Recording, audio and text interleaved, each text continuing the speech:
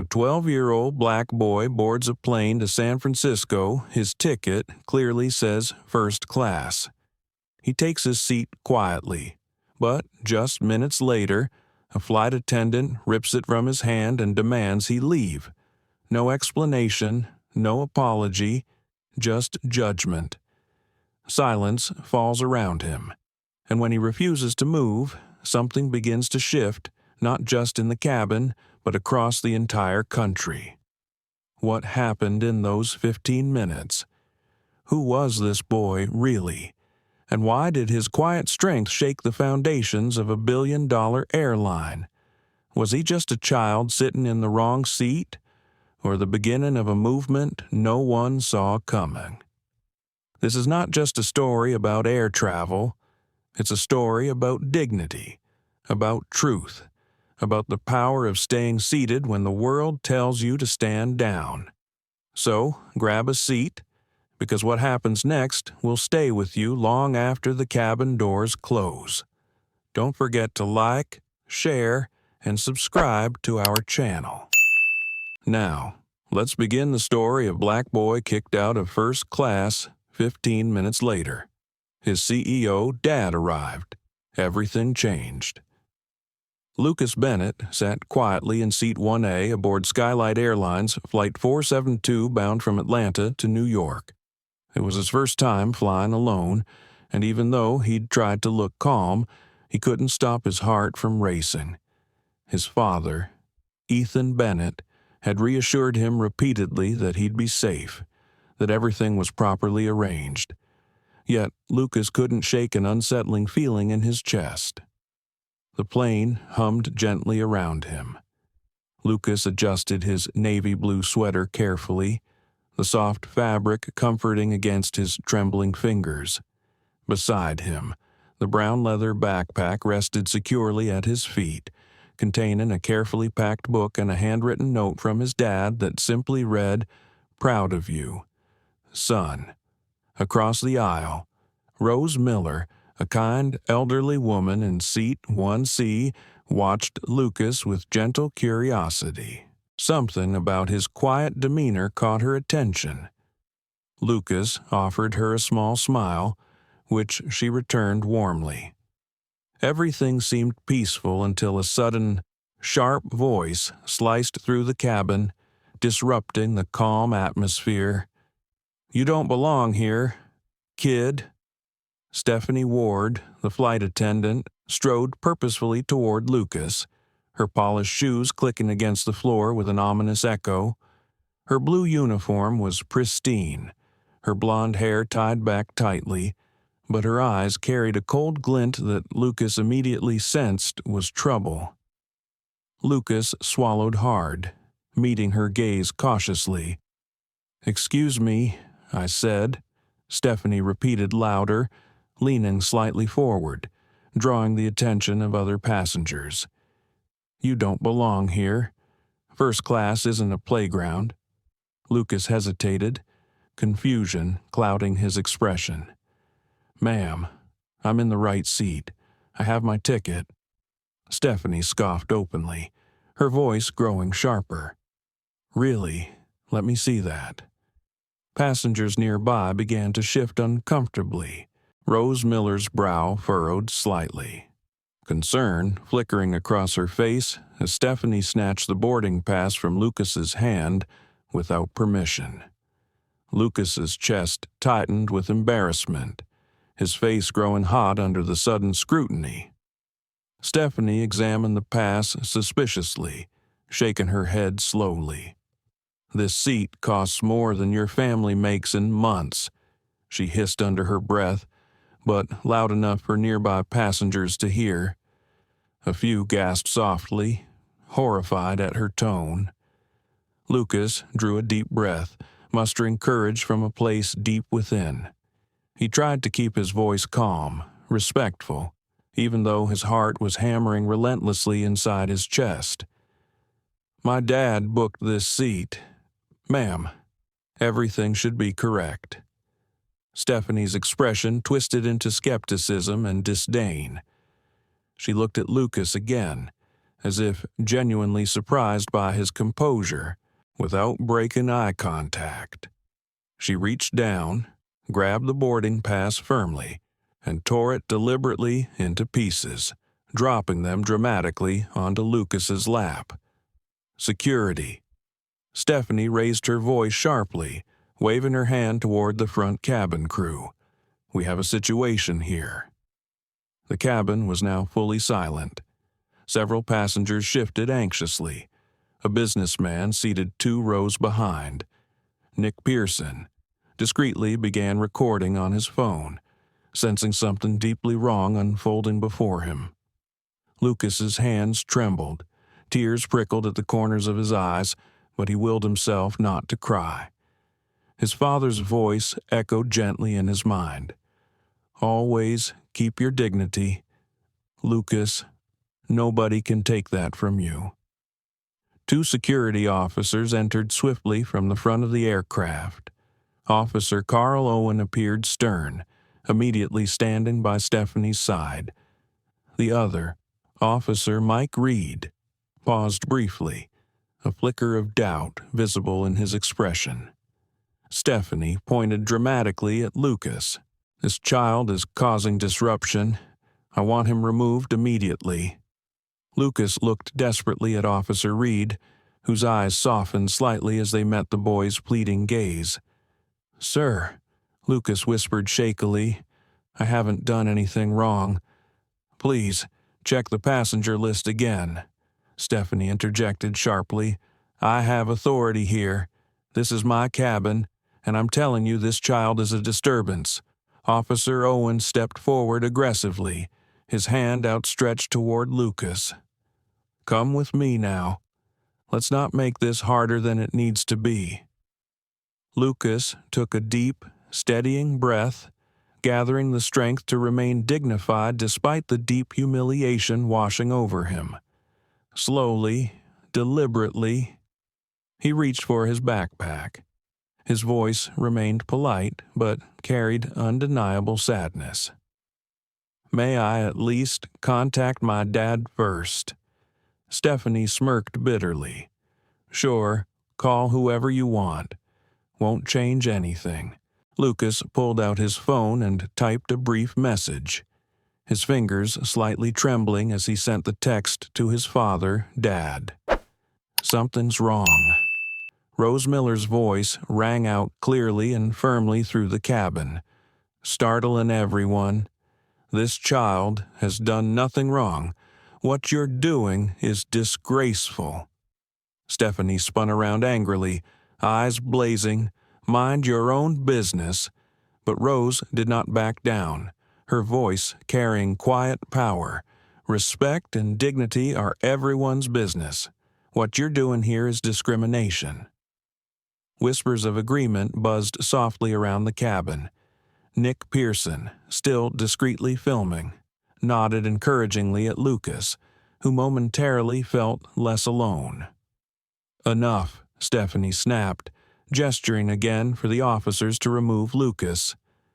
Officer Owen grabbed Lucas's backpack roughly, causing him to stumble slightly as he rose.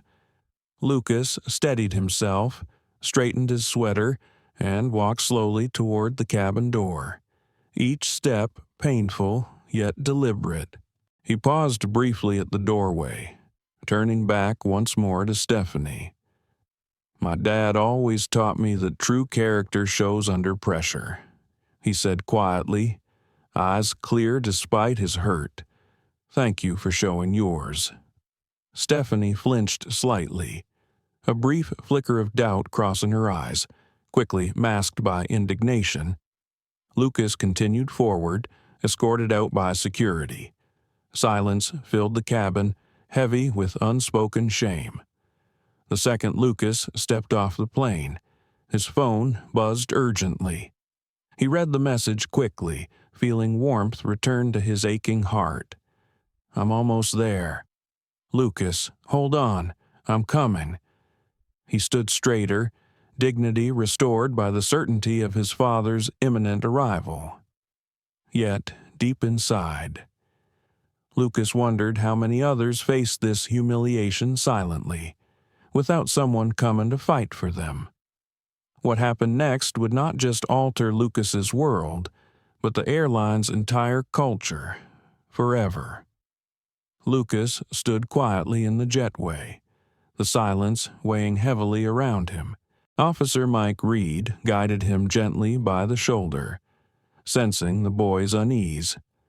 Lucas could feel his cheeks burning from embarrassment, the torn pieces of his boarding pass still fresh in his memory. He inhaled deeply, trying to steady his shaking breath, wondering if anyone else had ever felt this small. He glanced down at his phone again, reading the comforting message from his dad repeatedly. "I'm almost there. Lucas. Hold on. I'm coming." Officer Reed knelt down beside him, concern evident in his kind brown eyes. "Hey, are you okay? Lucas? I'm really sorry about all this. I promise we'll straighten everything out." Lucas nodded, managing a weak smile. "Thank you, Officer Reed. I'm okay. I guess I'm just a little confused." Officer Reed gave his shoulder a gentle squeeze. "Listen, sometimes adults make mistakes, too. You did nothing wrong. I checked your documents. They're completely legitimate. We'll figure this out." Lucas sighed softly, glancing back toward the plane, his mind drifting to just a few hours earlier when everything had felt entirely different. That morning had begun with excitement and anxious anticipation. Lucas had woken before sunrise, too excited to sleep.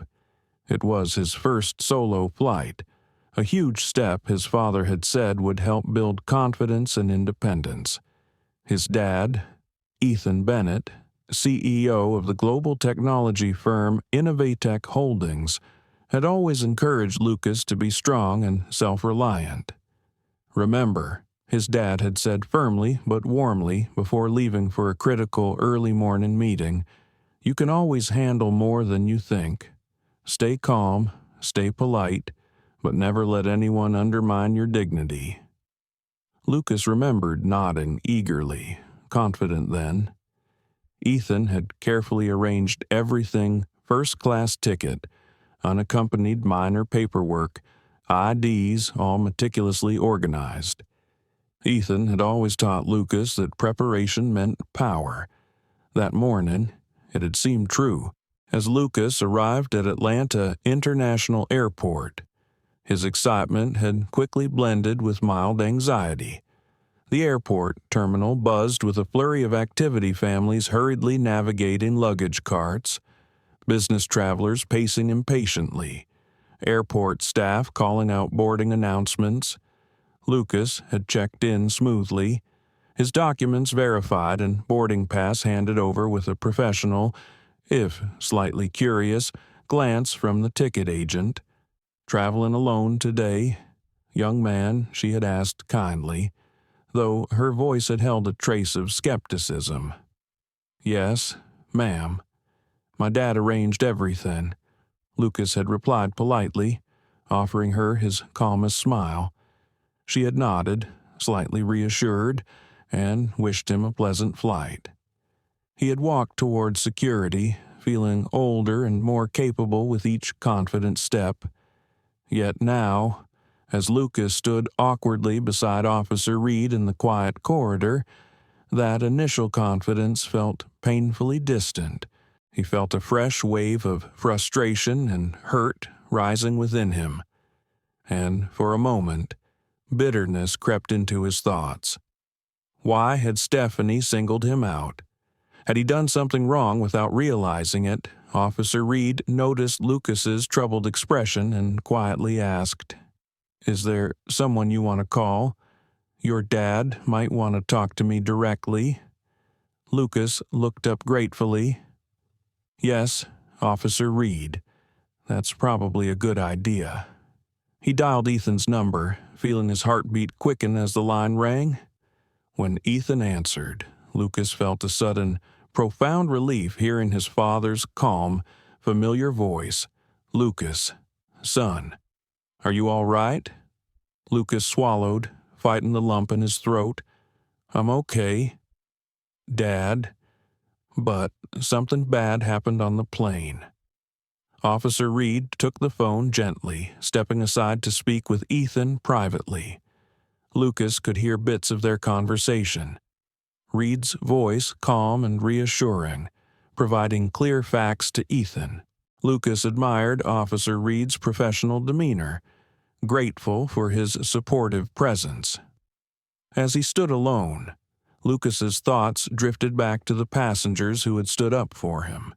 He thought about Rose Miller, her kind eyes and fierce courage, and about Nick Pearson, quietly recording everything, nodding at him encouragingly.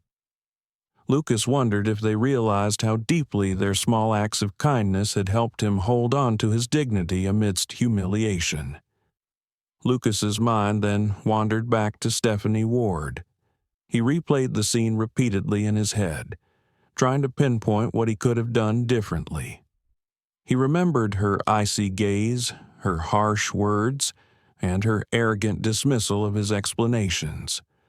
Lucas couldn't help but wonder what had made her so angry and dismissive.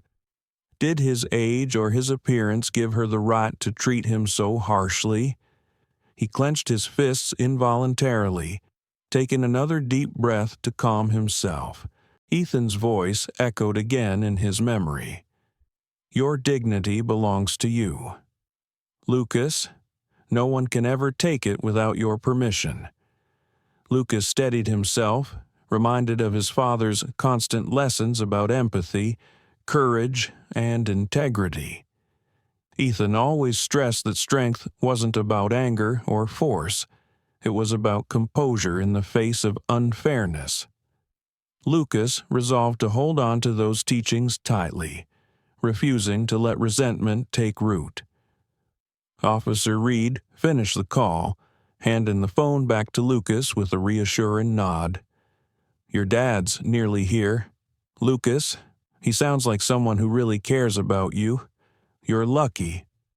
Lucas smiled softly, a sense of pride warming his chest. I know.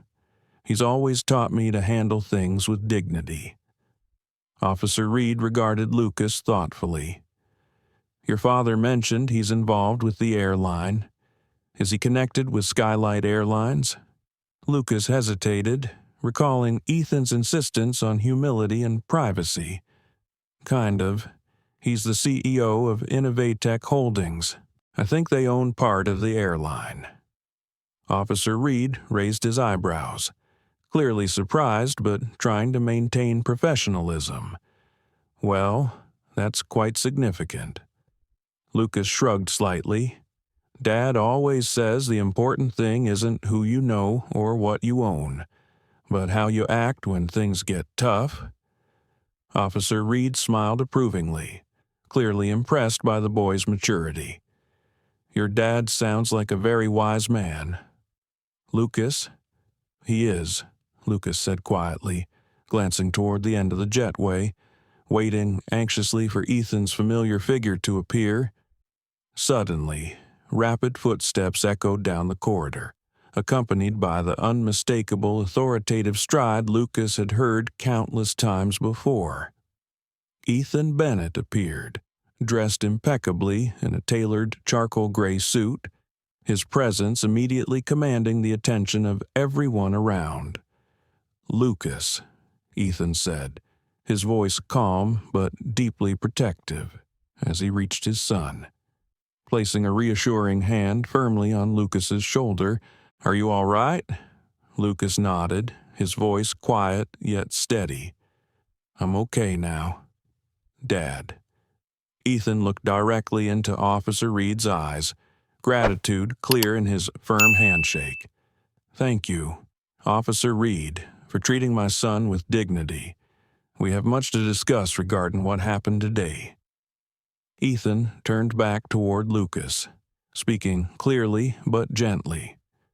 We're going to handle this properly. Lucas, I promise you this: no child, mine or anyone else's, should ever endure what you experienced today. Lucas felt warmth flooding through his chest, the shame and hurt fading slightly under his father's unwavering support. He knew then, with absolute certainty, that Ethan would ensure justice was served not just for him, but for every passenger who had ever faced unfairness and humiliation. As they stood together in the quiet jetway, Lucas realized today wasn't merely about one humiliating incident. It was about confronting systemic injustice, and his father was ready to lead the way. Back inside Skylight Airlines Flight 472, the cabin sat in stiff, brittle silence. No one spoke above a whisper. A strange heaviness had settled into the air, the kind that follows after something indecent has just occurred, something everyone saw, but few dared to name. Stephanie Ward returned to the front of the plane, her arms crossed tightly across her chest, lips pressed into a thin, sharp line. She avoided eye contact with the passengers but remained rigid, as if daring anyone to challenge her.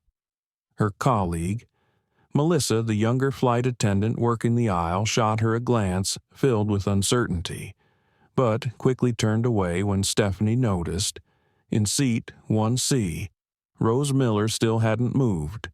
She held her gaze steady out the window, but her hands trembled in her lap. Her fingers fidgeted with the silver wedding band worn down by time. She'd seen a lot in her 72 years. But what she had just witnessed shook something deep within her, not because it was new, but because it wasn't. Not at all. The boy was so polite, so calm, and that was what broke her heart the most. She turned slightly toward Nick Pearson, seated across the aisle. Nick, a mid-30s tech entrepreneur, had stopped recording after Lucas was escorted off, but his phone sat in his lap, still open, still running. The video had already been uploaded. He hadn't meant to post it so quickly, but something about the boy's quiet voice, the way he said, "Thank you for showing your character," had struck a nerve. Nick wasn't just angry. He was ashamed. He had sat there, phone in hand, and done nothing more than record. "I should have said something." A few rows back, a teenage girl whispered to her mother, "Why did they take him away?" Her mother hesitated, then simply said, "Because some people still can't see past their own bias." That answer lingered like fog. Meanwhile, in the forward galley, Stephanie tried to regain composure. She sipped cold water with a trembling hand. A part of her knew something had shifted. Something was off. The murmuring. The way people had looked at her like she had just unmasked herself in front of the entire cabin. She glanced toward the exit door. The boy was gone. Good. Problem handled. The cabin would reset. She'd move on. It wasn't personal. It was policy. First class was about standards, atmosphere, professionalism. That boy did not fit the aesthetic, but a small, unwelcome voice echoed from the back of her mind. Or maybe, he didn't fit your assumptions. Stephanie shook it off and checked her watch. Departure in 5 minutes. She had a job to do. Then came the sound she didn't want to hear. Footsteps, not hurried, but deliberate, weighty, rhythmic. The kind of stride that didn't ask for attention, it simply took it. Passengers turned. Eyes widened. The murmur began again, this time with energy. Rose sat straighter in her seat. Nick clicked his phone off standby. From the jetway entrance, Ethan Bennett stepped into the aircraft cabin. He didn't look angry. He looked resolved. His dark suit, perfectly tailored, barely shifted as he walked down the narrow aisle. He moved like a man used to silence, used to rooms waiting for his words. One hand rested lightly on his son's shoulder. Lucas walked beside him, chin lifted, posture straight, but his eyes were scanning, looking for familiar faces. When he saw Rose, his shoulders eased slightly. She smiled gently, then gave a small, respectful nod. Ethan reached the front of the cabin and locked eyes with Stephanie. For a beat, no one moved. "Ms. Ward," he said evenly, his voice smooth but carrying iron beneath its tone. "My name is Ethan Bennett. I believe you've met my son, Lucas." Stephanie's face paled slightly. "Sir, I wasn't informed you didn't need to be." Ethan interrupted gently. He had a valid boarding pass, government-issued ID, first-class seat 1A. Passengers shifted in their seats, many now fully engaged. The air vibrated with attention. "I'm not here to argue," Ethan continued. "I'm here to ask one question." Stephanie folded her arms, trying to reassert control. "Sir, if your son had simply complied," Ethan raised a hand slightly. "Just one question." Stephanie hesitated. Ethan looked around the cabin, letting his eyes meet those of the witnesses, the ones who had said nothing, the ones who had spoken up, the ones still unsure how to feel. Then he returned his gaze to her. "What exactly did my son do that justified public humiliation and removal from this aircraft?" Stephanie flinched slightly, but her voice remained firm. "His presence disrupted the expected atmosphere of the cabin. Passengers pay for comfort and professionalism. A child sitting alone in the first class is a disruption." Ethan finished for her. Or was it his skin, his youth, or the fact that he didn't fit the image you had in mind? Stephanie's throat tightened. She tried to speak, but no words came out. Ethan took a breath and softened slightly, turning again to the passengers. "We talk a lot in this country about dignity, about equality, but here's what matters most when you see it threatened in front of you. What do? Do you film it? Do you turn away? Or do you speak up?" Silence answered him. Then Rose stood. Her voice was soft but unshakable. "I spoke up," she said, "because it was wrong, because I've lived long enough to know silence protects no one." Nick stood too. "I filmed it, and I uploaded it, and I regret not standing sooner. But I won't be quiet again." More passengers murmured agreement. Ethan turned back to Stephanie. "My son won't be returning to his seat. Not yet. He'll be joining me in the terminal. But this won't end here." He leaned in slightly. "I don't believe in performative apologies. I believe in accountability. This entire aircraft is watching. So is the internet. And so are the investors in Skylight Airlines, myself included." Stephanie blinked. "You're an investor. I'm one of the primary shareholders," Ethan said, then offered a small, sad smile. "And, starting today, I'm conducting a formal review of in-flight conduct standards, personnel behavior, and training protocols." He turned to Lucas. "Ready?" "Son." Lucas nodded. He looked around the cabin one last time. His voice was soft but carried conviction. "I hope no other kid ever has to be walked off a plane just for sitting in the right seat." Passengers erupted into applause. Lucas didn't smile. He just walked out beside his father, quietly holding the note his dad had written him earlier that morning. It felt heavier now. He had left the plane without saying goodbye to the woman who tore up his ticket, but he had said something better. He had shown her who he was, and he had made her show who she was. And deep down, that terrified her more than any reprimand ever could. Back in the terminal, Ethan and Lucas sat in a quiet corner of the Skylight Airlines premium lounge, shielded from the murmuring crowds and security chatter outside. The noise of the world now existed beyond sound. It was digital, electric, pulsing in real time. The incident on Flight 472 was no longer just a moment between a boy and a flight attendant. It had become a flashpoint. Ethan checked his phone, 3 missed calls from the skylight board, 15 text messages from PR advisors.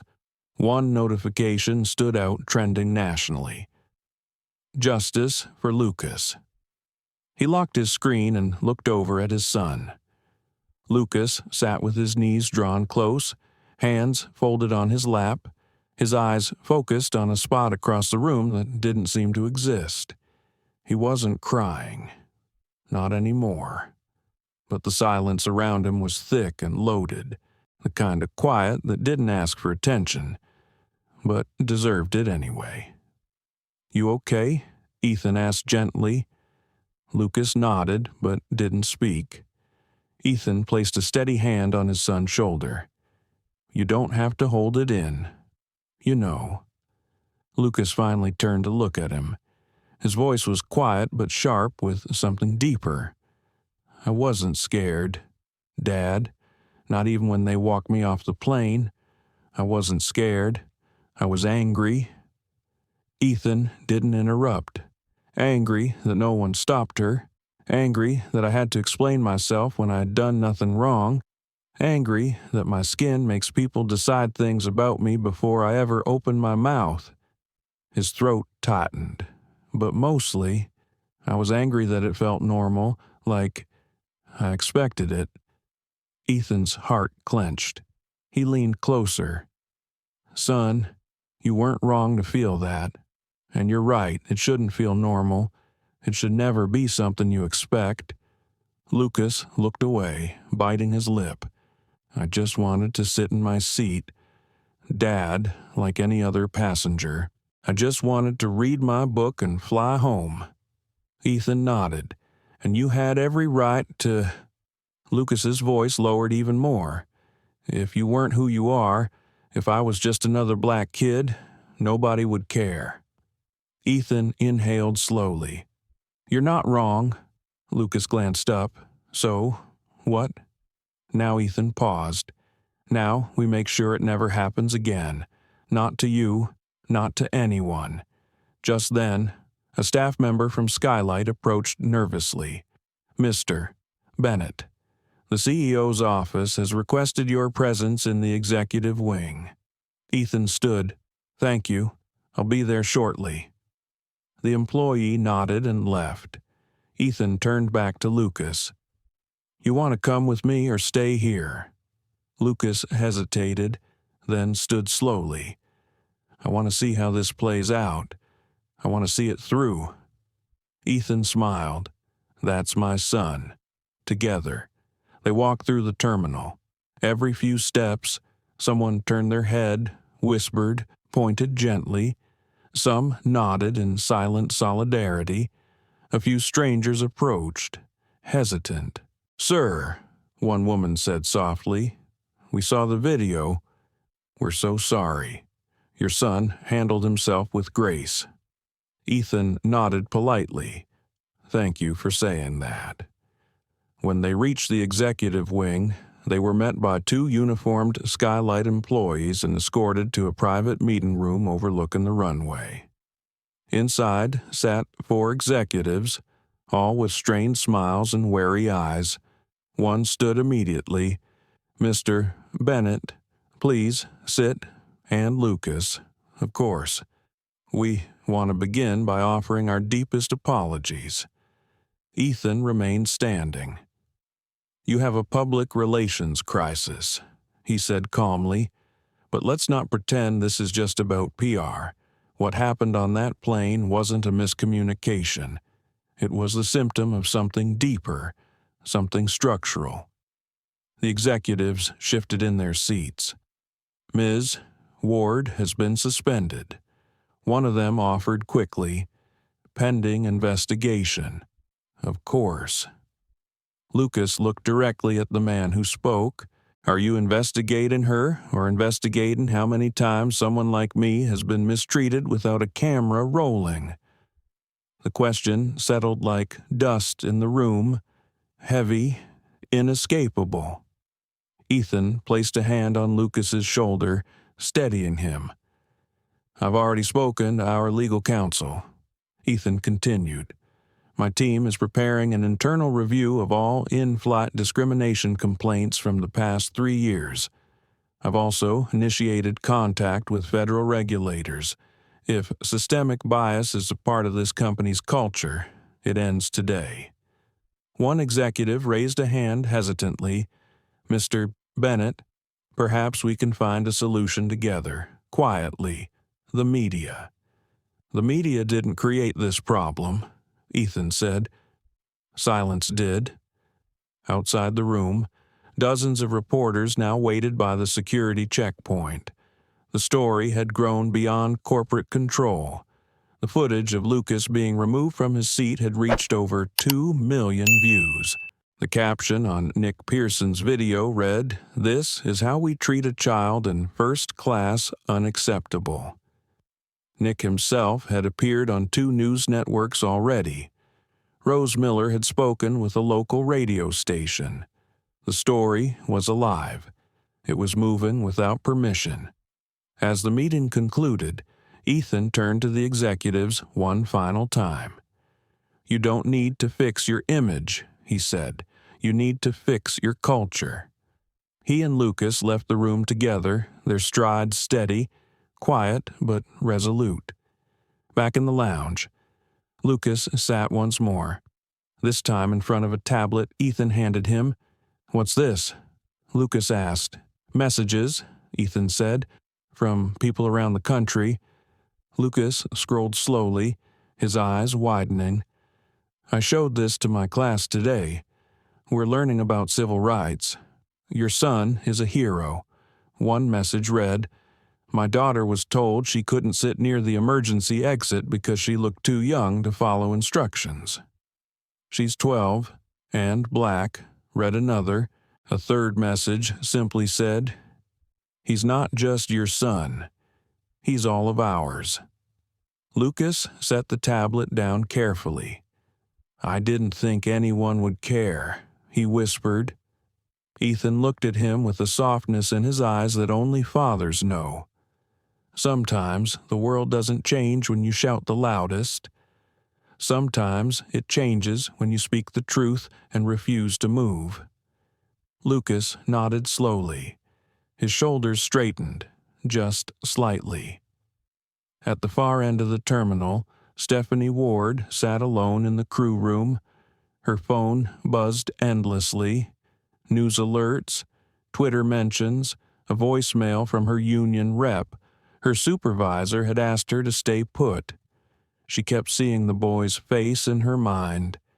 He hadn't yelled, he hadn't threatened, he hadn't disrespected her, and yet, somehow, he had made her feel more exposed than she ever had in her life.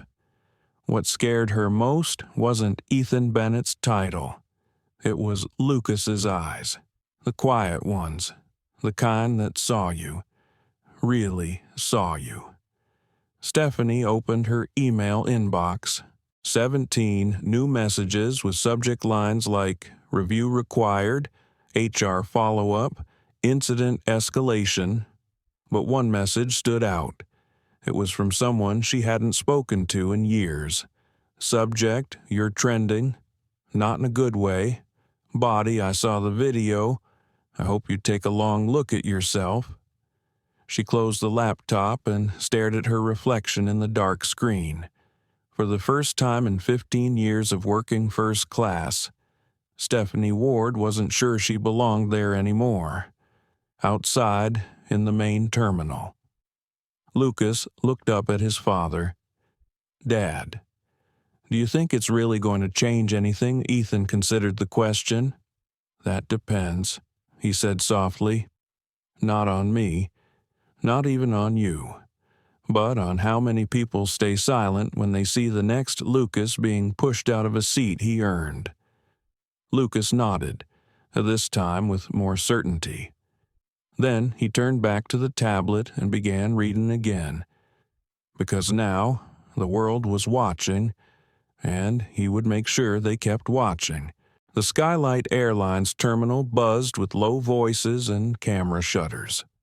Reporters hovered just beyond the security cordon, their questions bouncing against indifferent airport walls. Journalists weren't the only ones watching now. Passengers across the country were opening news alerts, Twitter threads, Facebook posts, TikToks that replayed the video again and again, a boy, a seat, and a decision that exposed more than one person's bias. Inside the premium lounge, Lucas sat beside Ethan, the tablet still resting in his lap. His fingers hovered above the screen but didn't move. His mind wasn't on the messages anymore. It was on what he'd said and what he hadn't. He turned slightly toward his father. "Dad, I didn't say anything at first." Ethan looked at him carefully. "Say more." "I froze when she told me I didn't belong. I just sat there.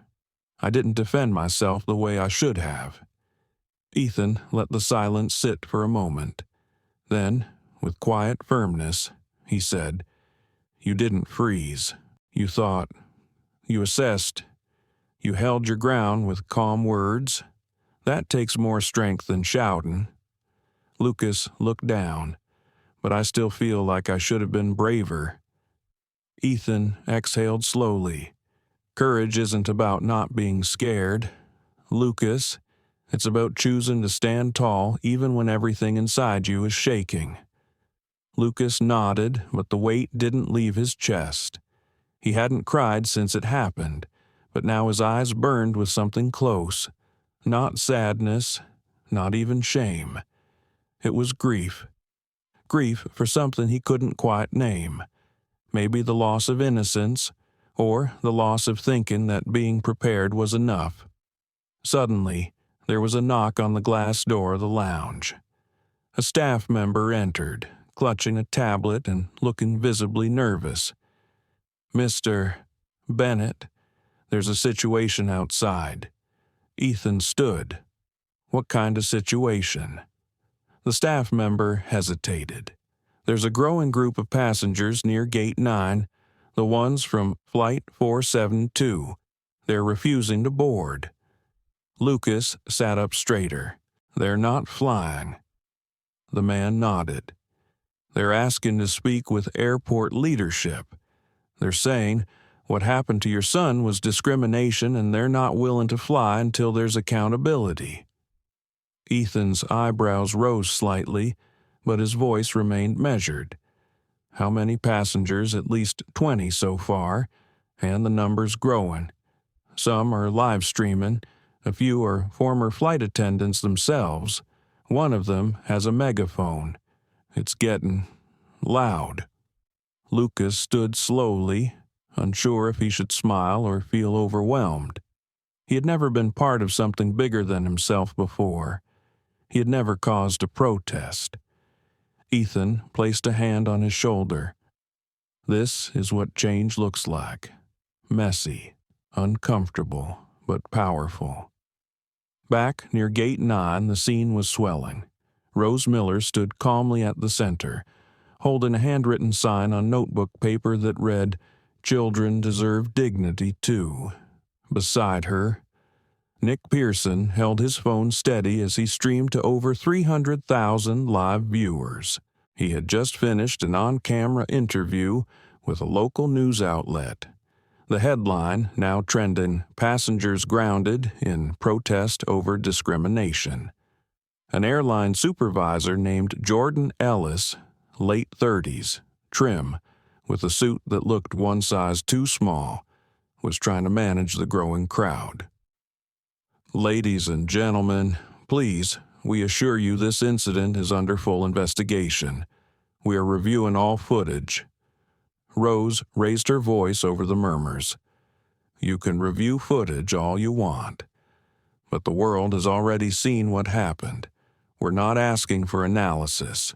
We're asking for accountability." Nick followed, voice calm but firm.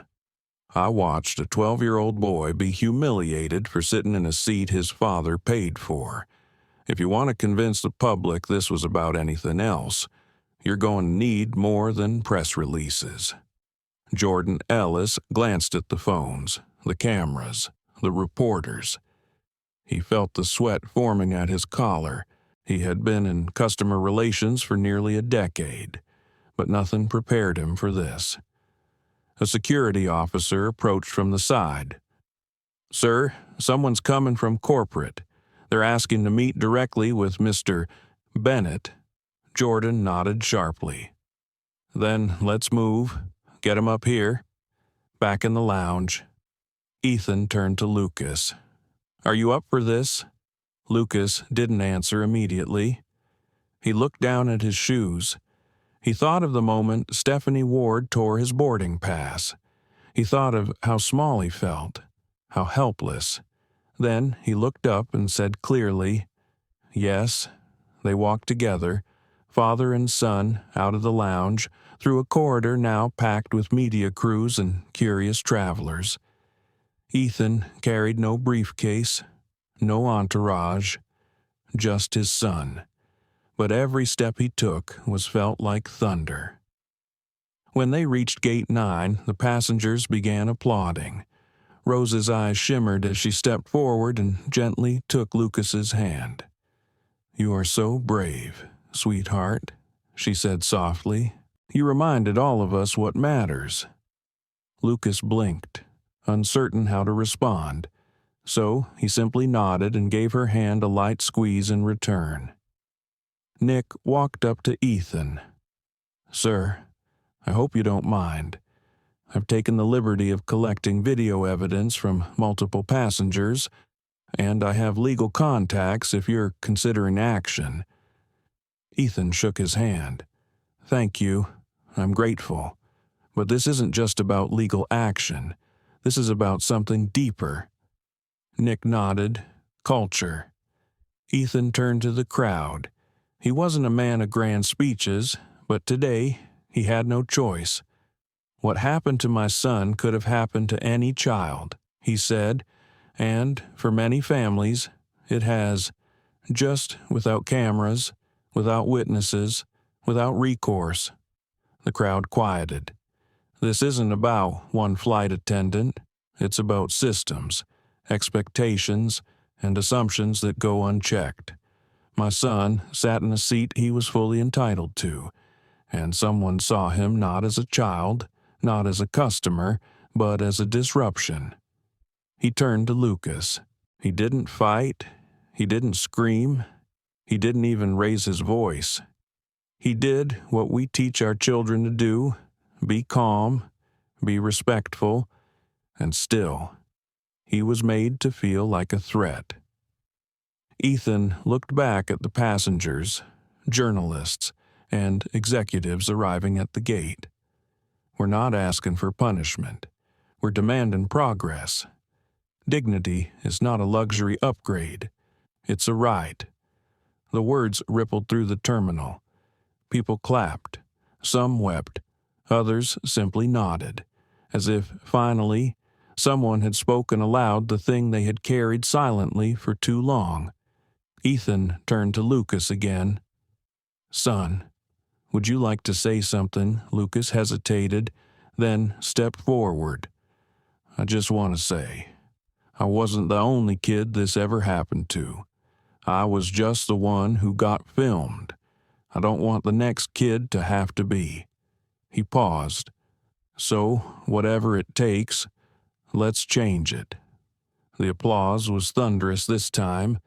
As they turned to leave, Jordan Ellis received a text on his phone. "Emergency board meeting in 1 hour. CEO requesting Mr. Bennett's presence."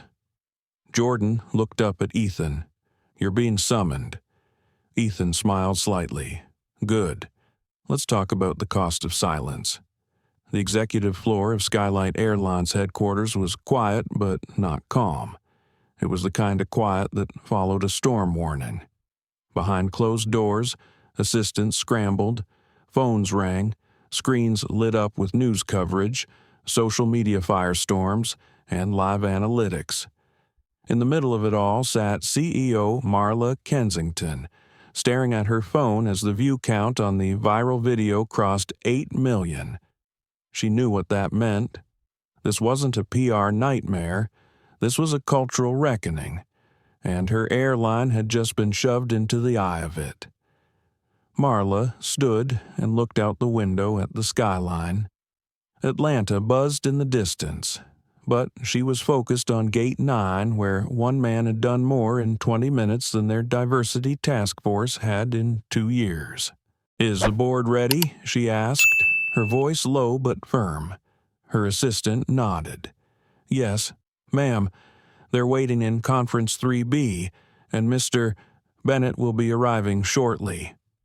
Marla adjusted her blazer, ran a hand over her tight bun, and turned without another word. Downstairs, Ethan and Lucas were being escorted through the building by Jordan Ellis, who had fallen noticeably quieter since the protest at Gate 9. His steps were fast, eyes flickering nervously as they passed staff members who tried and failed not to stare. Lucas walked close to his father, but his demeanor was calm, focused. There was something about the boardroom atmosphere that reminded him of watching his father work at home. Ethan always looked the same before a high-stakes meeting, centered, quiet, but with fire in his eyes that only people in power recognized as strategic patience. "Are you sure you want to be in this room?" Ethan asked Lucas softly as they stepped into the elevator. Lucas nodded. "They need to see me, not just a name in a tweet." Ethan studied him for a moment, then nodded with pride. The elevator doors opened into a glass-paneled corridor that overlooked the tarmac. At the end of the hallway stood Conference Room 3B, guarded not by security, but by expectation. Inside, 12 board members were already seated. Marla Kensington stood at the head of the table. They all turned as Ethan and Lucas entered. No one spoke for a moment. Ethan pulled out a chair and sat. Lucas took the seat beside him, his back straight, eyes steady. Marla cleared her throat. "Mr. Bennett." "Lucas, thank you for coming." Ethan looked around the room. "I wasn't given much of a choice." One of the older board members, Harrison Clay, folded his hands. "We'd like to start by expressing our regret. What happened on Flight 472 was a failure." Ethan finished, "A visible, undeniable failure. But let's not pretend it was isolated. It was simply recorded." Marla nodded slightly. "I agree. Which is why this meeting isn't about PR. It's about policy, culture, and accountability." Lucas listened quietly as the adults began speaking over each other. Some defended the company's training programs. Others emphasized that Stephanie Ward had acted independently. A few tried to redirect attention to the importance of not rushing to judgment. Lucas felt the heat rise behind his ears. He looked at his father and saw the subtle clenching of Ethan's jaw. Then Lucas did something none of them expected. He spoke, with all due respect. He said, his voice clear, "You don't need to rush to judgment. You need to rush to responsibility." All eyes turned toward him. One board member leaned forward, visibly surprised. "You're very well spoken for your age." Lucas tilted his head slightly. "I'm not here to impress you. I'm here because your company humiliated me, and it wasn't the first time someone like me was treated like they didn't belong." Marla raised her hand to quiet the room. Lucas continued. "I sat in that seat knowing I had every right to be there. And when someone decided I didn't, not because of anything I did, but because of who I am, no one stepped in at first. No one in charge asked questions. They just removed me." He paused.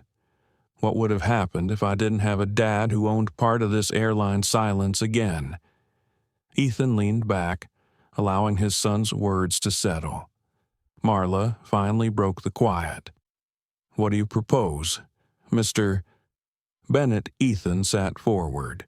"A full review of all crew-related passenger removal incidents over the last 5 years, with demographic breakdowns. A mandatory bias training program designed by an external civil rights consultant, not an internal HR committee. A whistleblower protection policy for employees who witness discrimination, and an independent passenger rights ombudsman who reports directly to the board." One of the board members frowned. "That's significant. It's overdue," Ethan said firmly. "What happened on that plane isn't just a public relations problem, it's a cultural one. And you're not going to fix culture by tweaking a press statement." Marla took a deep breath. "And if we say no," Ethan stood slowly, "then I call a shareholder emergency vote. My firm controls 37% of your equity. I have enough support to start a proxy war by morning. I'd rather build change with you, not against you, but either way, it's coming." Lucas stood beside him. Marla looked at the boy, then the man, then back at the board. "Give us 24 hours.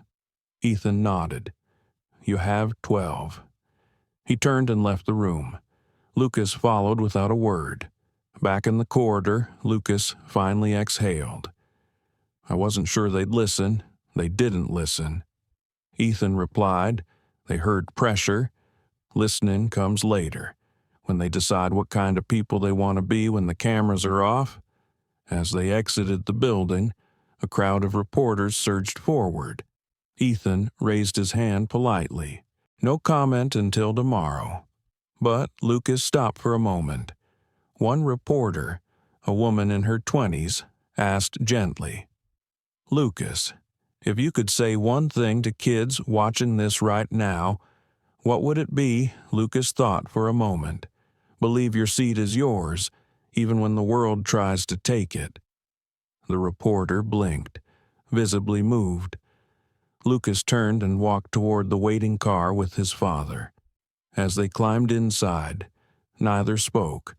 The city stretched out before them, bright, pulsing, watching. Inside conference room 3B, the board remained silent long after Ethan and Lucas left. Finally, Harrison Clay broke the quiet. "We're not going to win a PR battle against that." Marla Kensington didn't look up from the table. "We're not supposed to. We're supposed to win back our conscience."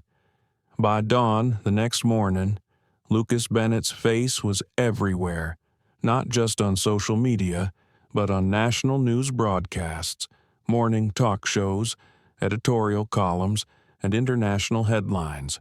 The photo that had gone most viral showed Lucas being escorted off Flight 472, head held high, sweater neat, backpack over his shoulder with the caption underneath, "Dignity doesn't come with a seat assignment." Skylight Airlines official channels were silent. No press release, no statement, no apology. The silence became its own scandal. Commentators debated furiously on television and online. Some praised Lucas's grace and composure. Others questioned how such a clear act of bias had been allowed to unfold so publicly.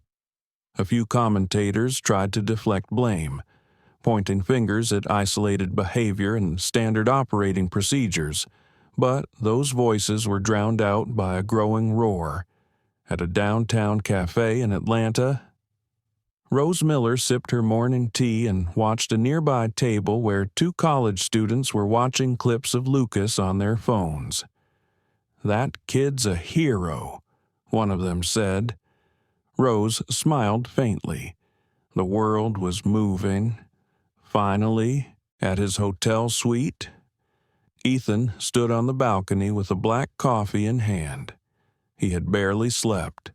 His legal team had worked overnight to finalize a proposal for Skylight's board, a document more than 100 pages long outlining policy reforms, accountability structures, and retraining protocols.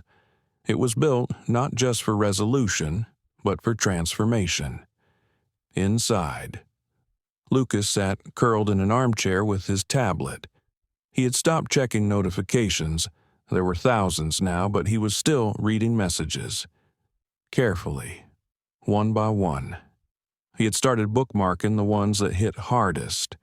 From a mother in Chicago. My son is 10. Same skin, same smile. Every time he walks into a room, I pray he's seen for who he is, not who people assume he must be. Thank you for giving him someone to look up to. From a retired pilot in Colorado, I worked in aviation for 34 years. What happened to you was wrong, and it happens more than people realize. Stay strong, son. You've changed more than just a flight. And from a little girl in California, scribbled in crayon and sent as a photo through Instagram, Dear Lucas, you are braver than Iron Man. Lucas stared at that one a long time. Ethan stepped back inside. How are you holding up? Lucas looked up, his voice low. I don't know how to feel. Dad, I didn't do anything special. I just didn't leave my seat. Ethan walked over and sat across from him. Sometimes not leaving your seat is the bravest thing you can do. Lucas hesitated. I didn't know it would become this big. I didn't know people would care. Ethan gave a small smile. That's the thing about justice. It feels invisible until someone holds a light to it. You didn't ask for this spotlight, son, but now that it's here, we have a choice. We either speak while people are listening, or we let it fade. Lucas nodded slowly. Then, I want to speak. Later that morning, the Skylight Airlines finally issued a press release. It was cautious, carefully worded, and, to many, insufficient. We are aware of the incident involving a minor passenger aboard Flight 472 and are conducting a full internal review. While we regret any distress caused, we stand behind our commitment to a safe and inclusive experience for all travelers. The backlash was immediate. Thousands of comments poured in within minutes. This isn't regret. This is evasion. Safe and inclusive. Where was that when a child was kicked off or sitting quietly in his seat? You stand behind your brand, not your passengers. Employees within Skylight began speaking up anonymously. Stories of ignored complaints, instances of implicit bias, an internal culture more focused on image than integrity. Meanwhile, Ethan received an invitation. CNN wanted Lucas on air that evening, not to be exploited, not to be sensationalized, but to be heard. Ethan left the decision to his son. Lucas hesitated. I don't want to be famous for something painful, but maybe, if people hear it from me, they'll listen differently. He agreed, at the CNN studio, under soft lights and seated across from seasoned anchor Joy Mallory. Lucas adjusted his collar nervously. Are you ready? Joy asked kindly, noticing his nerves. Lucas gave a small nod. As ready as I'll ever be. The segment began. Joy leaned forward slightly, voice gentle. Lucas, I think the world has seen the video, but what most people haven't heard yet is how it felt. Can you tell us what was going through your mind as that moment unfolded? Lucas paused. I was trying to remember everything my dad taught me. About staying calm. About not letting someone else's anger make me forget my own worth. Joy smiled slightly. That's a powerful thing to carry at your age. Lucas looked down, then back up. I didn't feel powerful. I felt like I was shrinking, like the whole plane was watching and waiting for me to mess up. But I didn't want to give her that. I wanted to keep my dignity. Even when she was tearing up my ticket, Joy asked. And how did it feel when you saw your father arrive? Lucas smiled, this time with warmth, like I could finally breathe. The clip from the interview went instantly viral. Within hours, more stories surfaced. A teenage girl in Texas who was asked to move from her upgraded seat. A disabled black veteran told he looked too rough for first class. A young mother of 3 given extra security screenings every flight. The dominoes had begun to fall, and then something unexpected happened. Stephanie Ward released a video. It wasn't polished. It wasn't framed by lawyers or PR teams. It looked like it was filmed in her kitchen. She wore no makeup. Her voice shook. I want to start by saying I'm sorry. Not the corporate kind of sorry, the real kind. I was wrong. I treated Lucas Bennett as less than, and I have to live with that. I can give excuses about stress, assumptions, company pressure, but none of that changes what I did. He was a child, a paying customer, and I made him feel like he didn't belong. For that, I am deeply ashamed. Some accepted the apology, others didn't. But the conversation shifted. Back at the hotel, Lucas watched the video quietly. She looked different. He said. Ethan nodded. Guilt does that. Do you believe her? I believe she regrets getting caught. I'm not sure if she's changed. That's something only time can prove. Lucas looked thoughtful. I don't want her fired forever. I just want her to learn from this, to not do it again, to anyone. Ethan placed a hand on his son's shoulder. You're not just brave. Lucas, you're compassionate, and that's even rarer. Lucas leaned into the warmth of his father's hand. I don't want to be a symbol. Dad, I just want to be me. You already are, and the world's better for it. That night, as father and son sat side by side overlooking the city lights, Skylight Airlines prepared for a boardroom vote that would determine its future. But out there beyond corporate towers and newsrooms and legal memos, the public had already decided. Lucas Bennett was no longer just a name. He was a movement. Marla Kensington stood at the far end of the Skylight Airlines boardroom, arms crossed, staring at the digital clock on the wall. It was 8:59 a.m. The vote would begin in 1 minute. Outside the tall glass windows, jets coasted down runways and climbed into the July sky. Inside, everything was still. The 12 members of Skylight's board sat around the long conference table, hands folded, expressions unreadable. Each of them had been handed a document the night before, written by Ethan Bennett's legal team and co-signed by 3 former federal regulators, outlining a sweeping proposal mandatory anti-bias training, quarterly civil rights audits, a passenger advocacy office independent of corporate leadership, public transparency on discrimination claims, and a zero-tolerance policy for retaliatory crew behavior. Some called it radical. Others quietly admitted it was long overdue. Ethan sat at the table as well, composed as ever, his son beside him in a fitted navy blazer. Lucas was quiet, but his presence spoke louder than any policy paper ever could. He wasn't here to shame anyone. He was here to remind them why this mattered. Marla cleared her throat. Before we vote, I'd like to ask one final question. For the record. She turned toward Lucas. If you could say anything to us before we make this decision, what would it be? Lucas looked down for a long moment.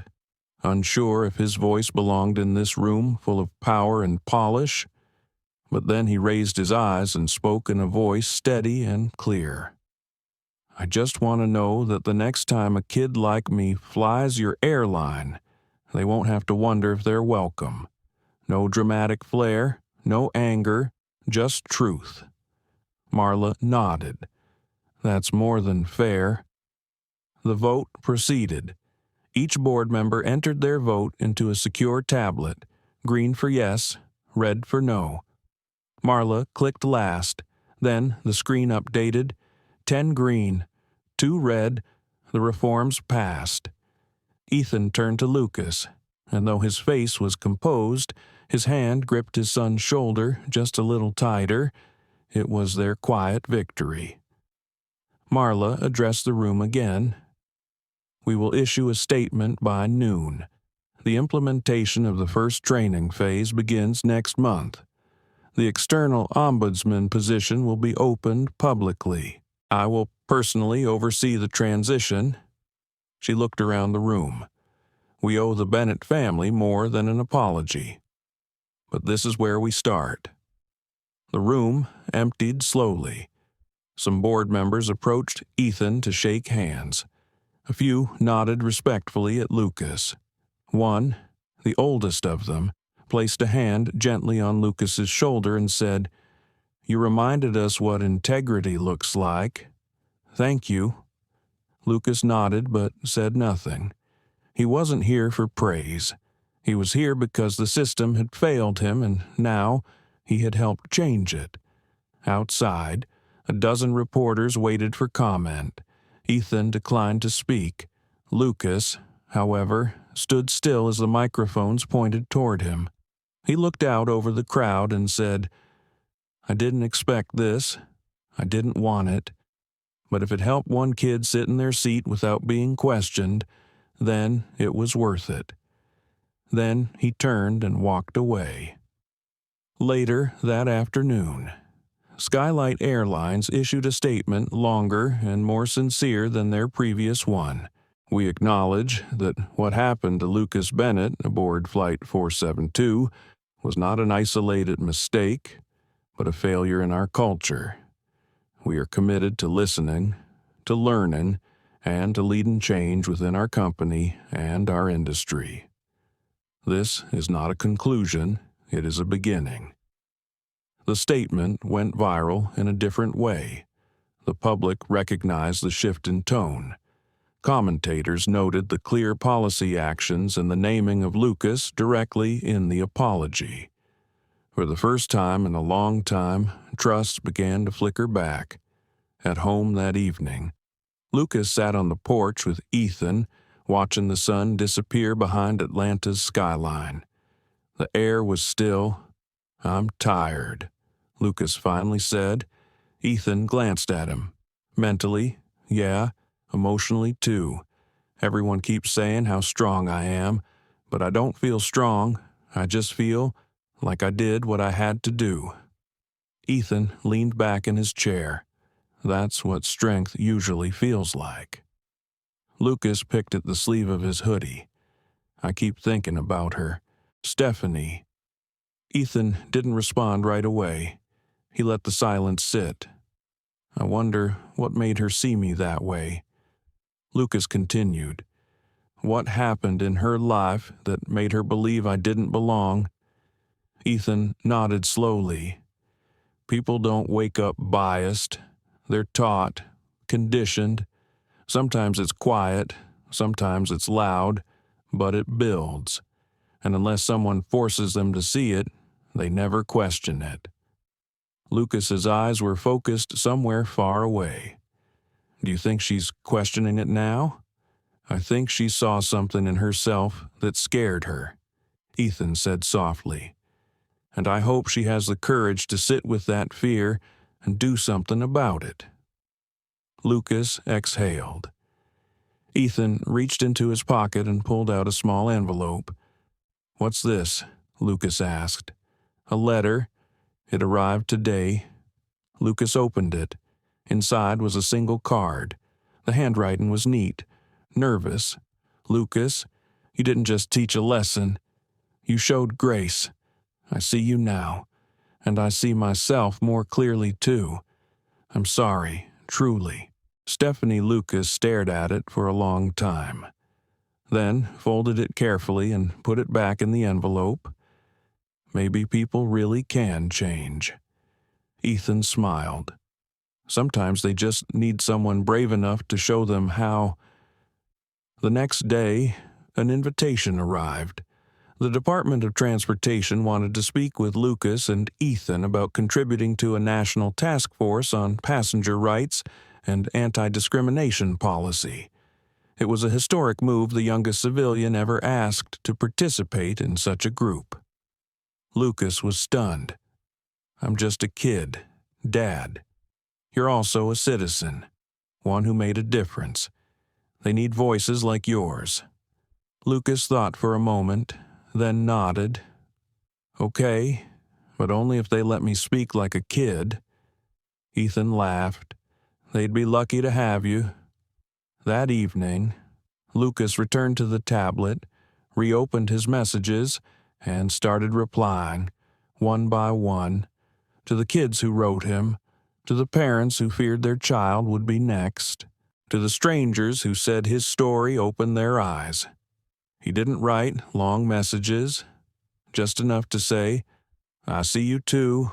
That night, as he turned off the lights and crawled into bed, he whispered to himself, "I still belong, not in first class, not on a viral clip, but in every room where voices needed to be heard and people needed to be reminded what dignity looks like." He wasn't just a headline anymore. He was the beginning of a better flight path, and this time he wasn't flying alone.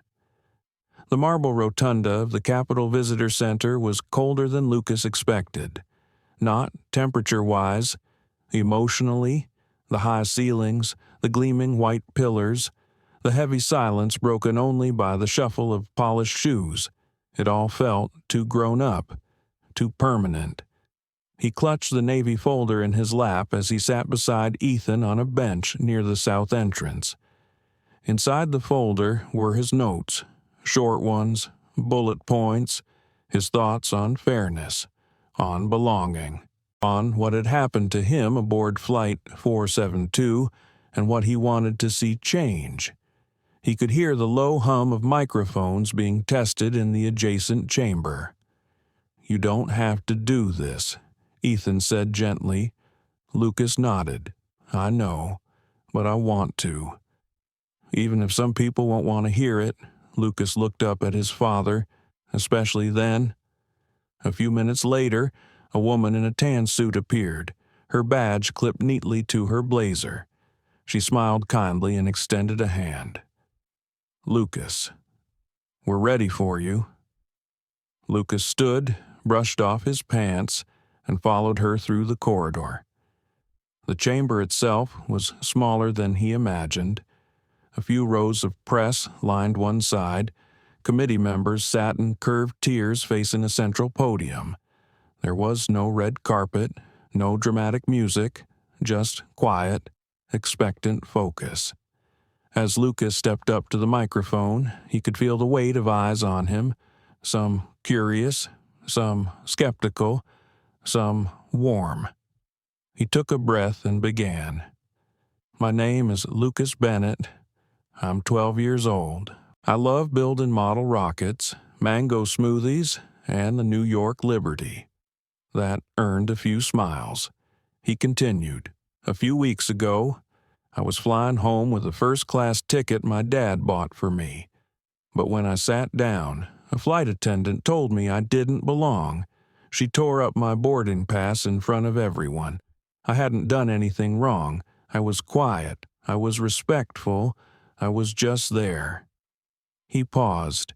People said I handled it well, that I was calm and brave. But what I felt was small, powerless, like I had to prove I wasn't a threat just to stay in my seat. Lucas looked up at the row of committee members. "I'm not the first kid this happened to. I just happened to be on camera. There are others, Thousands. People who get removed, ignored, searched, judged, or made to feel less than just because of how they look. He flipped to the next page. We can't fix everything overnight, but we can start. We can teach people how to see each other better. We can make it easier to report discrimination. We can change who gets to decide when someone doesn't belong. He closed the folder. I don't want to grow up in a country where someone's fear is louder than someone's rights. Please don't let what happened to me happen again to someone who doesn't have a dad in a suit or a phone in the right place at the right time. Lucas stepped back from the mic. The room remained quiet for a moment. Then a soft wave of applause rolled through, restrained by protocol but not emotion. Ethan smiled quietly from the bench in the back, but not everyone clapped. Representative Wallace Rowe, a stern-faced congressman from Utah, leaned into his mic and spoke. Thank you for your statement, Lucas. However, we have to be cautious about building policy on viral moments. This was one incident, and many airline workers are overworked, overstressed, and just trying to keep flights running safely. Lucas sat down, shoulders straight, but his brow furrowed. Another representative, Maria Estevez from California, leaned forward. With respect, Congressman Rowe, one incident is all it takes to expose a deeper pattern, and Lucas is not alone. We've seen incident after incident, and the burden of proof always seems to fall on the harmed. Rowe folded his hands. We simply can't make airlines liable for every misunderstanding. Lucas raised his hand. Joy Mallory, watching from the media row, smiled softly. Chairwoman Dana Green turned toward Lucas. Go ahead, young man. Lucas stood again. I get that people make mistakes. I'm not asking for punishment every time. But if no one's ever held accountable, what makes them change? Rowe didn't respond, Lucas added. Also, if this was just a misunderstanding, why did it take a camera and a crowd for anyone to listen? That question settled heavier than anything else. After the hearing, as reporters gathered outside the building, Lucas and Ethan stepped quietly into a black SUV and drove toward their hotel. For a few minutes, neither spoke. Then Ethan said, "You didn't flinch." Lucas stared out the window. I wanted to. That congressman made me feel like I was making it up. You weren't, and you didn't let him control the story. That's strength. Lucas shifted in his seat. It's weird. I'm still just me. But now I'm also the symbol. You're still you, Ethan said. Symbols don't get nervous. You do, and that makes you real. That makes people listen. Later that night, Lucas logged onto his tablet and checked his inbox. Among the usual flood of messages, one stood out. It was from a girl named Asha in Kentucky. Hi, Lucas. My brother is autistic. He doesn't talk much. He got pulled off a plane last year because the flight crew said he looked suspicious. He still has nightmares. Today, he watched your hearing. He cried. Then he smiled. You're not just helping black kids. You're helping every kid who's ever been treated like a problem. Thank you. Asha Lucas read the message twice. Then he replied, Tell your brother I see him. He belongs too. Always. Across the country, stories continued to surface. A transgender teen removed from a flight because a fellow passenger felt uncomfortable. A grandmother forced to prove her seat assignment 3 times in one flight. An indigenous woman denied a first-class seat she paid for because the attendant thought she meant economy. Each story sparked new conversations. Skylight Airlines responded swiftly. The new passenger advocacy office had launched its first hotline. Over 1,000 calls came in within the first 72 hours. Rose Miller, watching the news from her porch swing, smiled quietly. She had written a letter to Lucas, but hadn't sent it yet. Maybe someday she would, back in Atlanta. Ethan looked out over the city from their apartment balcony. Lucas sat beside him, sketching in his notebook. "Do you think this is actually going to change things?" Lucas asked. Ethan thought for a long moment. "It already has," he said, "but real change is like flying into headwind. Slow, bumpy. Sometimes you feel like you're not moving at all, but every push matters." Lucas looked down at his drawing. It was a plane, of course, but this time it was surrounded by tiny figures, all different, all seated, all facing forward. He smiled. It wasn't just about his seat anymore. It was about building a plane where everyone had one. It started with a headline, "Boy or Brand Critics Question." Lucas Bennett's sudden rise. Lucas saw it while scrolling through a news app on his tablet, sandwiched between a sports update and a celebrity scandal. At first, he thought it was satire. But then the article loaded, and the tone was unmistakably serious. It accused Ethan of exploiting his son's story to elevate his corporate image. It suggested Lucas had been coached to perform for the media. It even hinted that the entire incident aboard Flight 472 may have been orchestrated for maximum viral impact. Lucas read the entire article twice, then closed the app and stared at the ceiling. Ethan found him an hour later, lying on the couch with his hoodie pulled over his head, earbuds in but no music playing. "You saw it," Ethan said softly. Lucas nodded without looking up. "People think we made it up." Ethan sat beside him. People who are uncomfortable with change often try to make the truth look like a lie. It's easier than admitting the world needs fixing. "But what if they believe it?"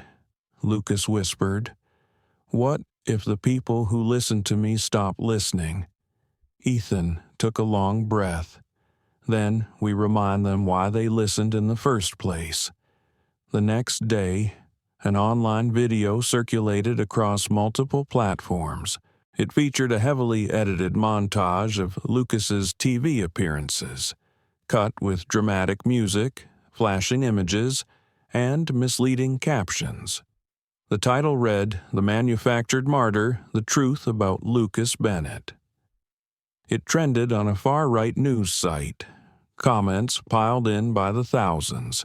Some were vicious, others just skeptical. But all of them had one goal: to turn Lucas from a symbol of justice into a target of suspicion. It hurt.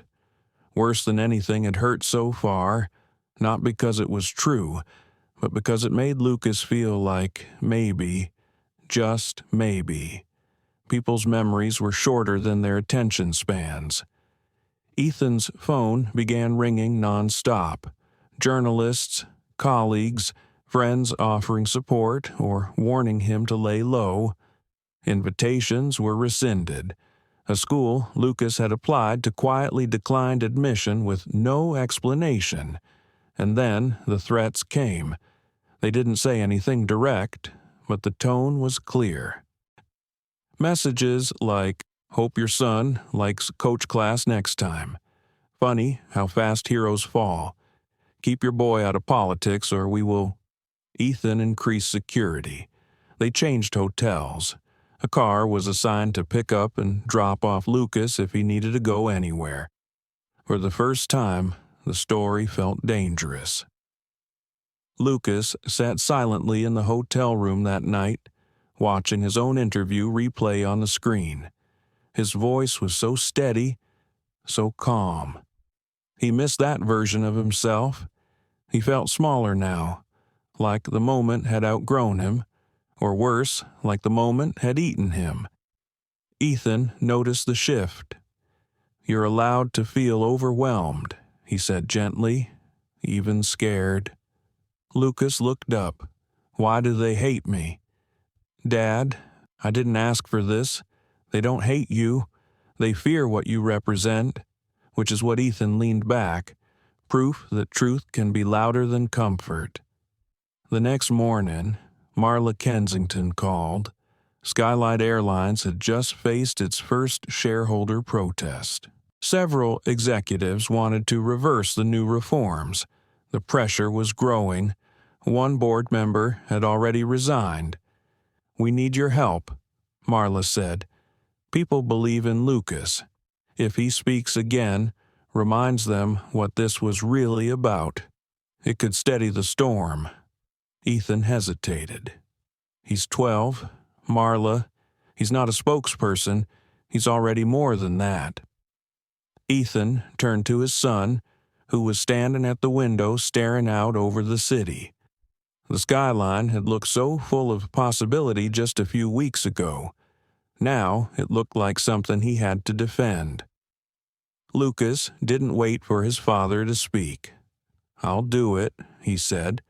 That afternoon, a live virtual town hall was scheduled. Ethan and Lucas would appear together, answering questions from passengers, employees, and the general public. It was risky. The comments could turn ugly. The questions could turn hostile. But Lucas didn't flinch. When the live stream began, thousands tuned in.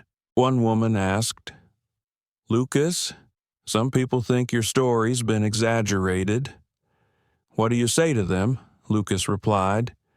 "If my story is too hard to believe, maybe that says more about how much needs to change than about me." A man commented, "You're just a kid." "Why should we trust you to fix anything?" Lucas answered. "You don't have to trust me to fix everything.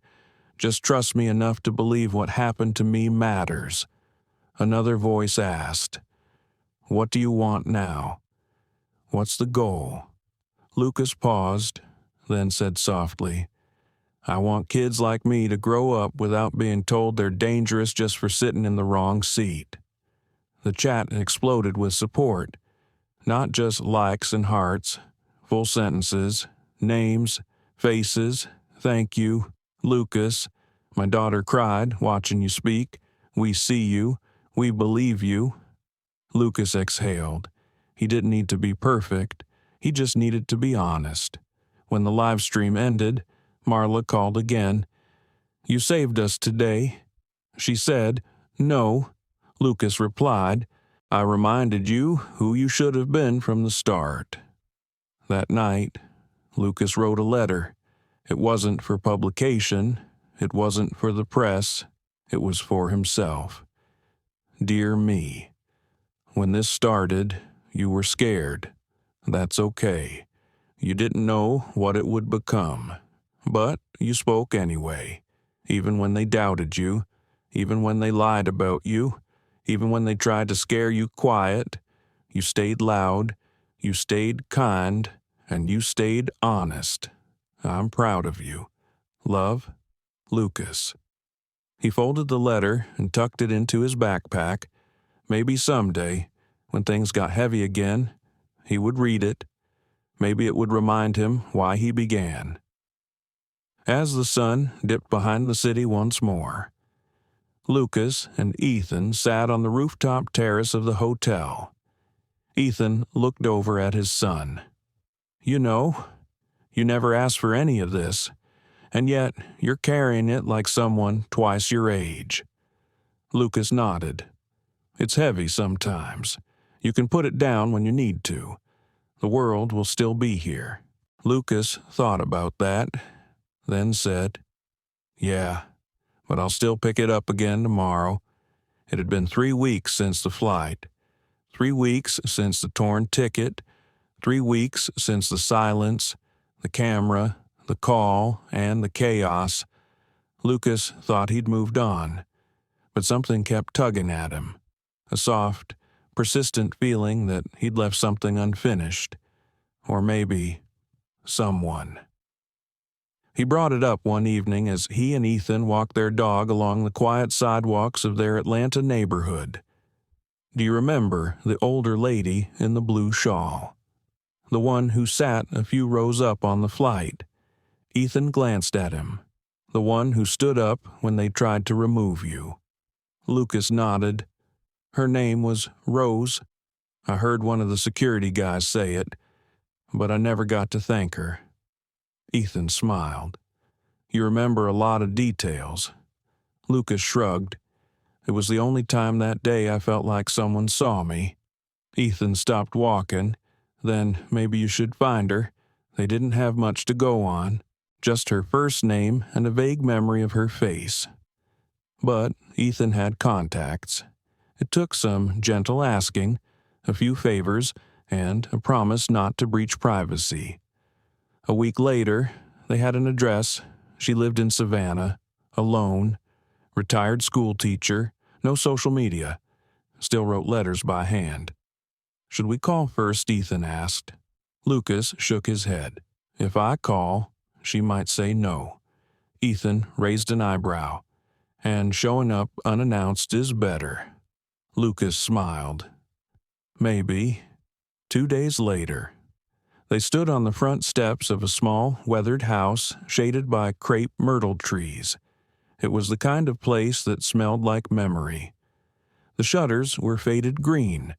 A rocking chair sat on the porch beside a stack of well-read books. Lucas stepped forward and knocked. The door opened slowly. Rose Miller looked exactly as he remembered, except now, her silver curls were tied in a loose braid, and her shawl had tiny blue embroidered birds across the edge. She stared at Lucas for a long moment, then broke into a soft smile. Well, aren't you something? She said. Lucas blinked. You remember me? Rosa chuckled. You think I'd forget the boy who stood taller sitting down than most grown folks do standing? She opened the door wider. Come in. Both of you. The house was quiet, filled with warm wood furniture and soft jazz playing on a small radio. It smelled of cinnamon and something sweet cooling in the kitchen. Rose poured them tea without asking and set out a plate of oatmeal cookies. Lucas sat on the couch, his legs swinging just above the floor. I wanted to say thank you, he said. Rose nodded. You already did, that day, when you didn't break. Lucas looked down. I wanted to, though. I was so close. That's what made it powerful. She replied. You kept your voice even when the world tried to take it. Ethan sat back, letting them talk. Lucas hesitated. I read that you used to be a teacher. 38 years, she said with pride. Mostly high school English. Kids don't always realize how much they have to say until someone tells them it matters. Lucas leaned forward. Why did you speak up? Most people just watched. Rose's eyes twinkled. Because I've seen too much silence in my life, in classrooms, in church pews, in airports, and places where silence was mistaken for peace. She sipped her tea, and because I saw myself in you. Lucas tilted his head. I used to sit in places where people thought I didn't belong. She continued. Libraries, faculty meetings, lunch counters. It never goes away. That feeling, but neither does the courage to answer it. Lucas was quiet for a moment. I didn't feel brave. I just felt tired of pretending I was invisible. Rose reached across the table and placed a gentle hand on his. You don't ever have to pretend again. You were seen and heard, and that changes more than you know. They stayed for hours, talking, listening, laughing. Rose showed him old yearbooks, photos of her former students, letters she had saved over decades. She told stories about growing up in the South, about reading James Baldwin under her covers, about marching in a protest at 17. "You're part of that line now," she said. "The long thread, you pulled it further."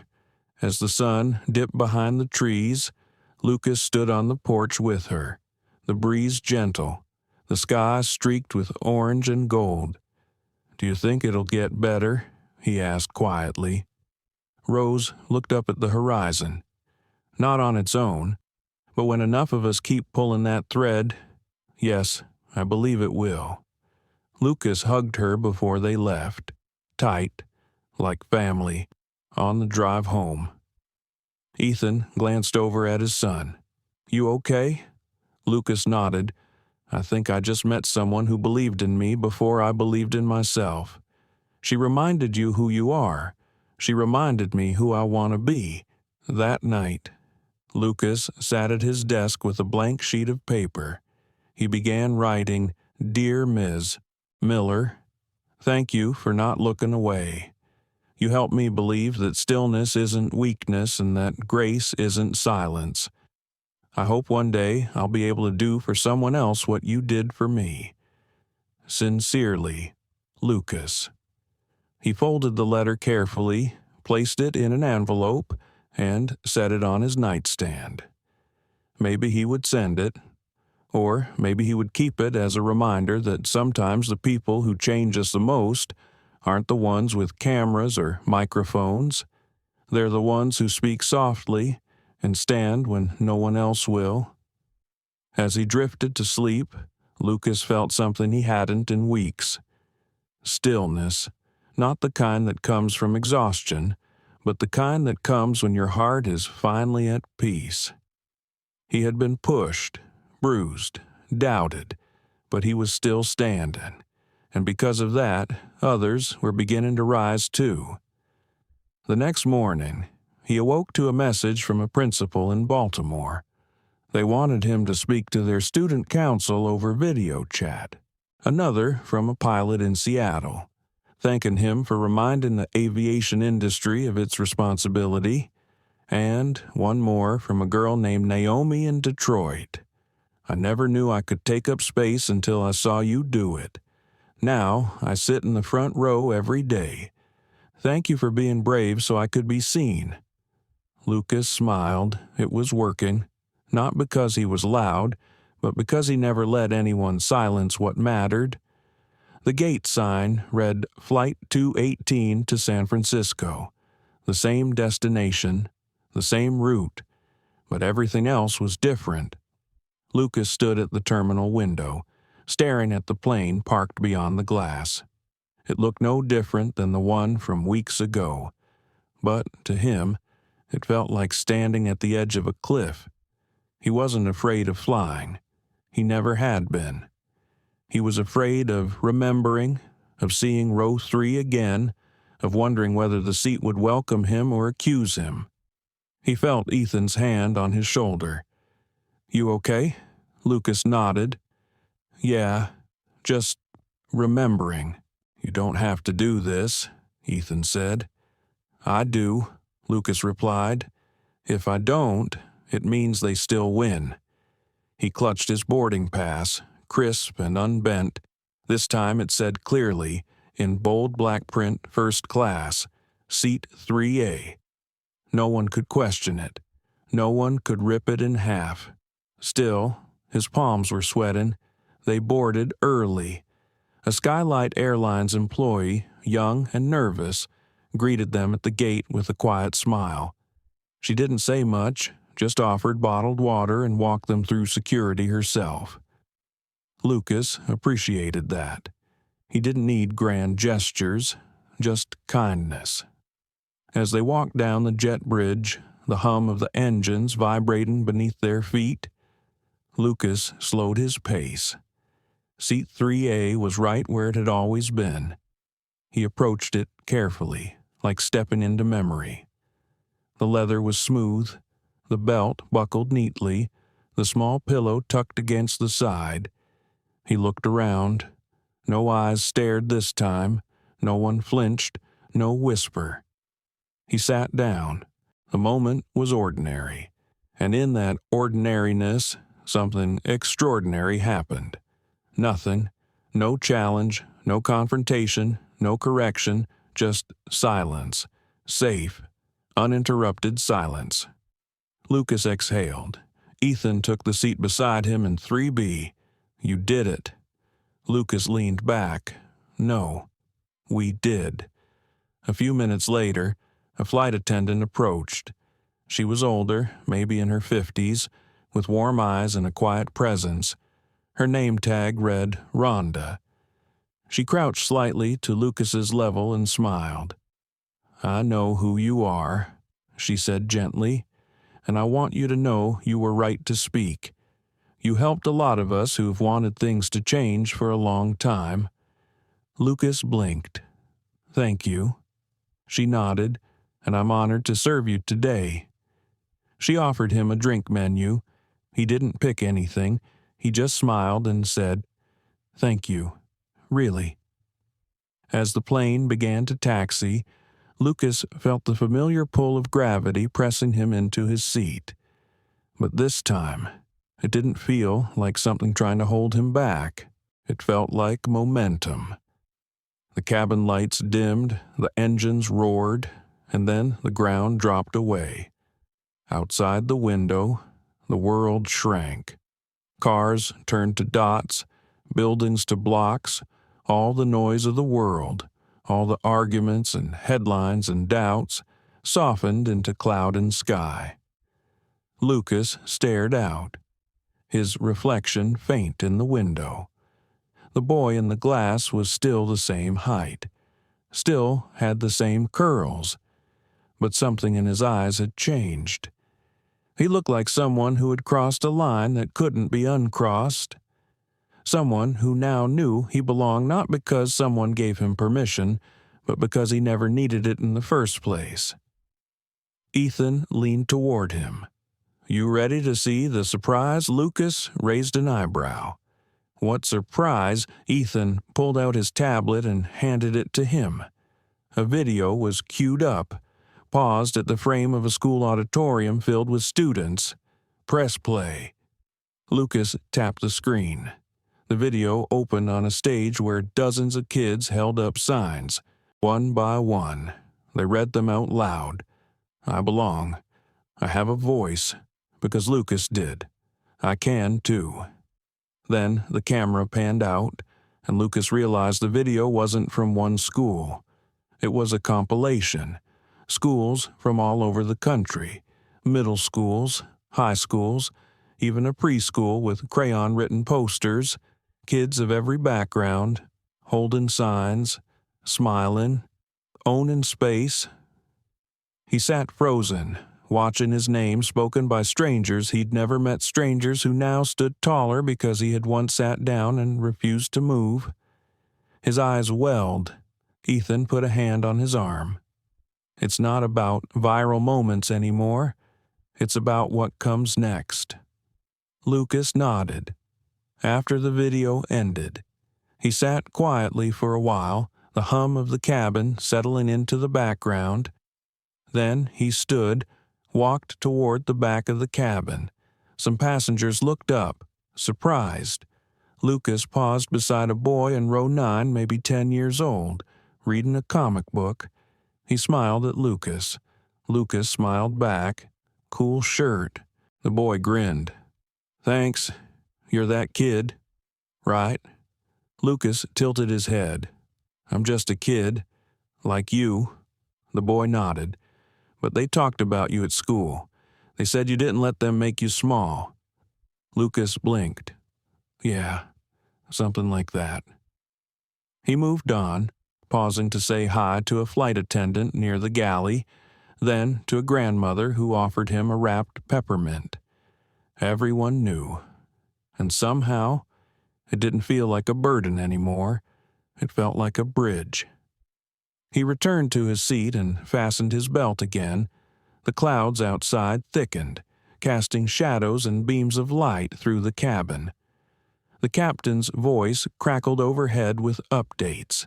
Then came the familiar ding and the announcement. Ladies and gentlemen, Skylight Airlines would like to recognize one of our passengers today. Traveling with us is Lucas Bennett, whose courage and clarity helped spark a new chapter in aviation accountability. On behalf of our crew and countless travelers, thank you. The cabin erupted in applause, not forced, not obligatory, just gratitude. Lucas froze. Ethan reached over and squeezed his hand. "You okay?"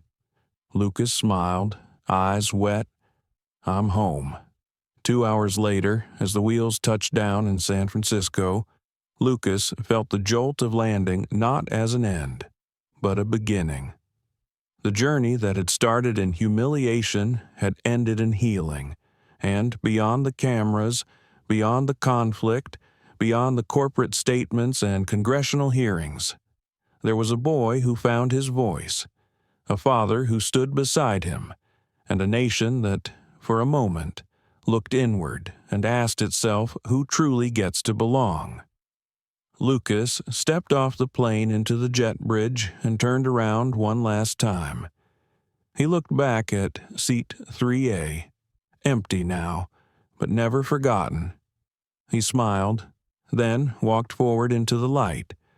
Lucas never shouted. He never fought back with fists, but in a single moment, when the world tried to erase his presence, he stayed. He stayed seated. He stayed visible. And because he did, everything changed. This wasn't just about a seat on a plane. It was about the invisible weight so many carry, walking into rooms they were never meant to be pushed out of. It was about a system that needs more than apologies. It needs transformation. Lucas's story reminds us that the strongest voices are often the quietest, and that the fight for dignity doesn't always come with fireworks. Sometimes it comes with stillness and a seatbelt that stays fastened. But this ending is not really an ending. It's a beginning for every child who's ever been told they didn't belong, for every father who's had to hide his fury behind calm, and for every passenger who, next time, might just choose to stand up for the one who can't. Let's build a world where no one ever has to prove they deserve to be treated like a person. If this story moved you, please like, share, and subscribe to our channel. Your support helps us tell more stories that need to be heard. And remember, sometimes the quietest moment is the one that shakes the sky. We'll see you in the next story.